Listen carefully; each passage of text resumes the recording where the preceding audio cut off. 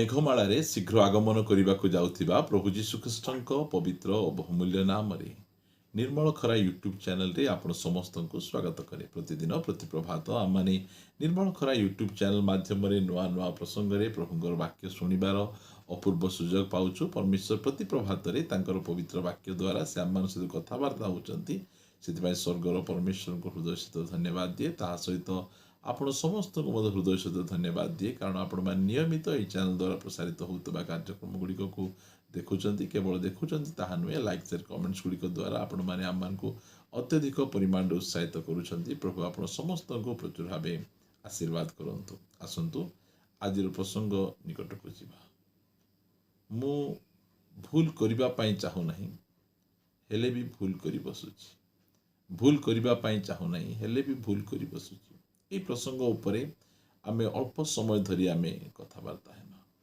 मते कौन सी प्रकार भाव रे मोबाइल रे लागी रहिबा पई इच्छा नहीं, रील्स देखिबा पई इच्छा नहीं, हेले मध्य घंटा घंटा समय धरी मोबाइल से लागी रहुछि। मु कौन सी प्रकार भाव रे बेसी कथा हेबा पई चाहू नहीं, हेले मध्य बहुत कथा ही जाउछि। मु एते खाइबा पाई मध्य इच्छा करू नहीं, हेले मध्य अत्यधिक परिमाण रे खाई दउछि। प्रिय माने एई प्रकार विषय गुड़िक रही। मते भूल करबा पाई इच्छा नहीं, हेले भी मु भूल करी बसुछि। आपण माने मध्य से प्रकार समस्या मध्य दी जाउथिबे। आपण जानि छंती जे एटा भूल अटे, हेले मध्य आपण भूल करूछंती।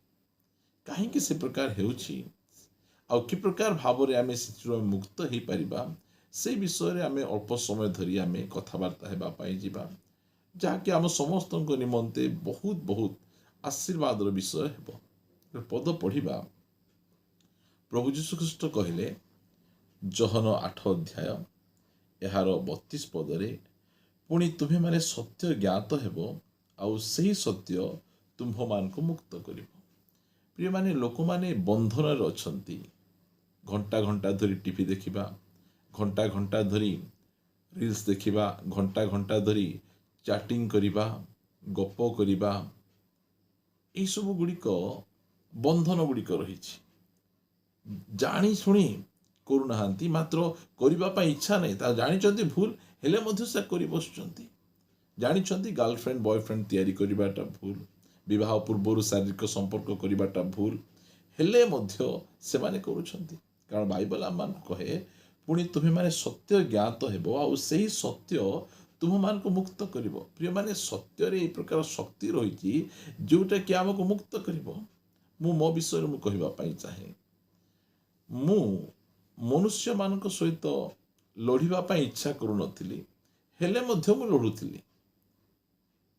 मु जानी नथिली जे मनुष्य माने मोर शत्रु नुहंती। ए सत्यता जदो प्रकाशित हैला जे मनुष्य माने मोर शत्रु नुहंती आउ सेमानक सहित मते लड़िबार नहीं, जितेबेले एई सत्यता मो निकट प्रकाशित हैला, सेतेबेले मु कौनसी मनुष्य सहित एबे लड़ू नहीं। सेमाने जेते मो विरुद्ध रे कथा कहंतु, कौनसी प्रकार भाव रे समालोचना करंतु, पिठी पछरे कहंतु, मुह आगरे कहंतु, मु सेमान सहित लड़ू नहीं। काहे कि सत्यता मु जानिली जे एई जो व्यक्ति मो विरुद्ध रे कहू अछंती, से मो विरुद्ध रे कहू नाहंती।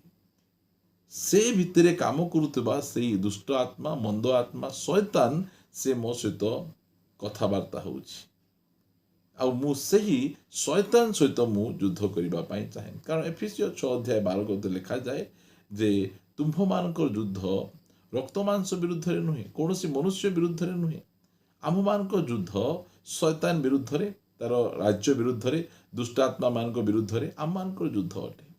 आज जेतेबेले आपण माने एही प्रकार विषय गुड़िक करूछंती, पाप करूछंती, जहा करिबा कथा नुहे ताहा करूछंती, काहे कि एबे जाए आपण सत्यता को जानि नाहंती। जेतेबेले सत्यता को आमे जानिबा, सही सत्यता आम मानकू एही सब विषय गुड़िकर मुक्त करि परिबो। सत्यता रे एही प्रकार शक्ति रहिछि जे आमको से मुक्त करि परिबो।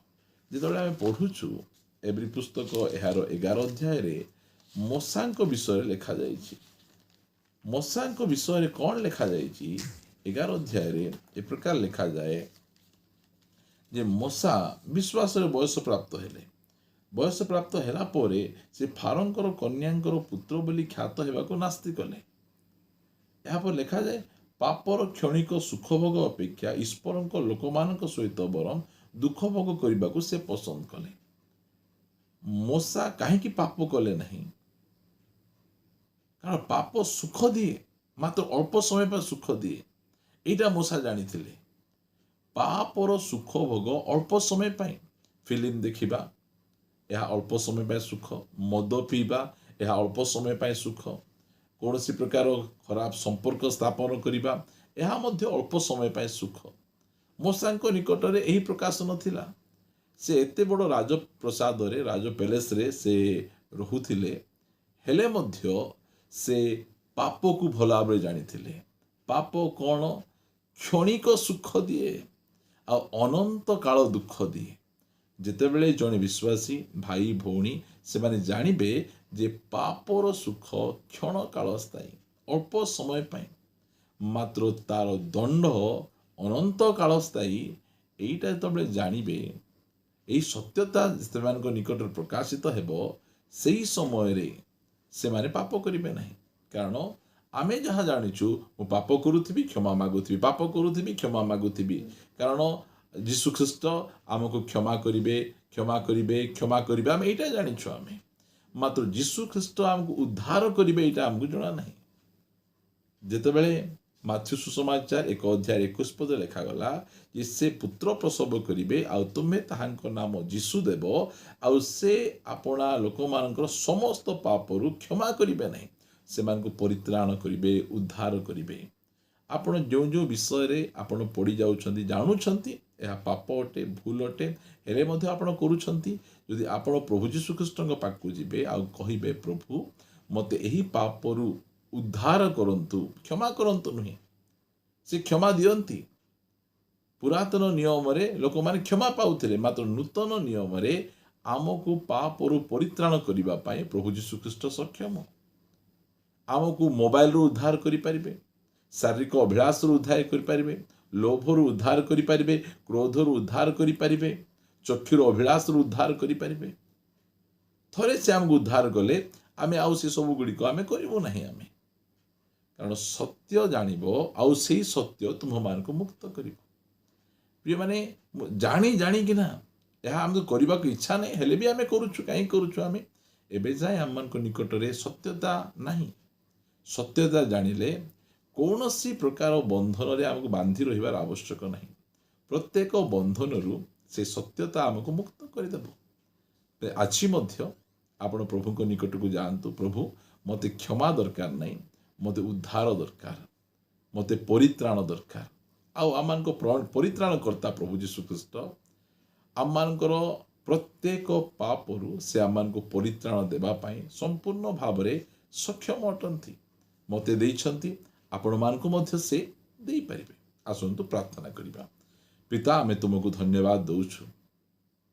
ବିଭିନ୍ନ ପ୍ରକାର ଭାବରେ ଆମମାନେ ପାପର ଫାନ୍ଦରେ ପଡ଼ିଯାଉଛୁ, ଜାଣୁଛୁ ତାହା ଭୁଲ, ହେଲେ ବି ଆମେ ସେ ଭୁଲ କରି ବସୁଛୁ। କାରଣ ଆମେ ବନ୍ଧନରେ ଅଛୁ, ଆମକୁ ବିଭିନ୍ନ ପ୍ରକାର ବିଷୟ ବାନ୍ଧିକିନା ରଖିଛି।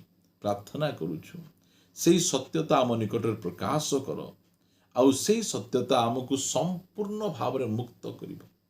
ଯୀଶୁଙ୍କ ନାମରେ ଆମକୁ ମୁକ୍ତ କରିବ। ଆମେ ପ୍ରାର୍ଥନା କରୁଛୁ ରାଜା, ଆମେ କୌଣସି ପ୍ରକାର ବନ୍ଧନରେ ଆବଦ୍ଧ ହୋଇ ରହିବା ପାଇଁ ଚାହୁଁନାହୁଁ। କାରଣ ଖ୍ରୀଷ୍ଟ ଆମକୁ ମୁକ୍ତ କରିବା ପରମେଶ୍ୱର ଅଟନ୍ତି। ସ୍ୱାଧୀନତା ନିମନ୍ତେ ସେ ଆମକୁ ମୁକ୍ତ କରିଛନ୍ତି। ଧନ୍ୟବାଦ ପ୍ରଭୁ, ତୁମେ ବାକ୍ୟ ଦ୍ୱାରା ଆମମାନଙ୍କ ସହିତ କଥା ହେଲ, ଆମକୁ ଉତ୍ସାହିତ କଲ। ଧନ୍ୟବାଦ।